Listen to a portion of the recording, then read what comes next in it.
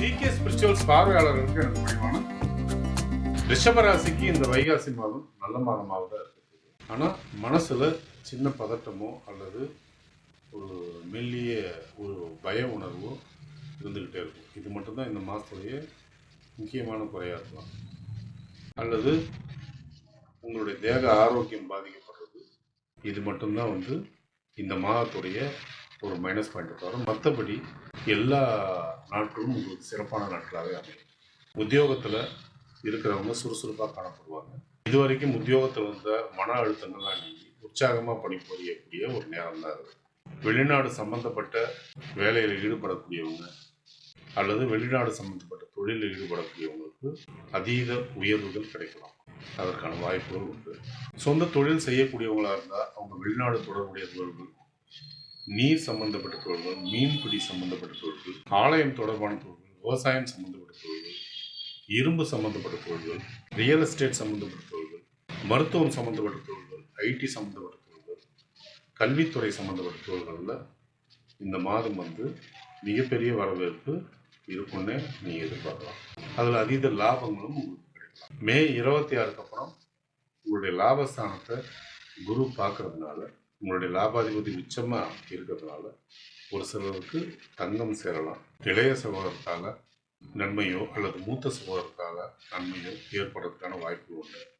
இது இந்த மாத சிறப்பு பலனாக எடுத்துக்கலாம். குடும்பத்தில் மனமகிழ்ச்சி இருக்கக்கூடிய நேரம் தான்.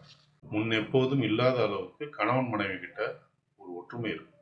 அது உங்களுக்கு மனமகிழ்ச்சியும் ஆனந்தத்தையும் கொடுக்கும். குழந்தைங்களுடைய படிப்பில் கவன சிதறல்கள் உண்டாகக்கூடிய நேரம் தான் இது. மே 26க்கு மேலே அவங்களுடைய ஃபோக்கஸ் சரியாகும். அதனால் படிப்பில் மிக எளிதாக கவனம் செலுத்துவாங்க. அதனால் தேவையற்ற கவலை உங்களுக்கு அவசியம் அல்ல.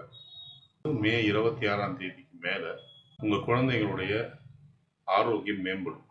அது வரைக்கும் குழந்தைங்களுக்கு சின்ன சின்ன எச்சரிக்கைகளை கடைபிடிச்சு அவங்களுடைய தேக ஆரோக்கியத்தை வாட்ச் பண்ண வேண்டியது நல்லது. திருமணத்திற்காக காத்திருக்கக்கூடிய ரிஷபராசிக்காரங்களாக இருந்தால் அவங்களுக்கு திருமண வரன்கள் அமையக்கூடிய ஒரு நேரம் தான். உங்களுடைய தேக ஆரோக்கியம்னு வரும்போது உங்களுக்கு கேஸ்ட்ரிக் ட்ரபிளும், நெஞ்சு எரிச்சலும், கண் பல் பாதிப்பும் ஏற்படுறதுக்கான வாய்ப்புகள் உண்டு. வாழ்க்கை துணையோட தேக ஆரோக்கியம் சிறப்பாகவே இருக்கும்.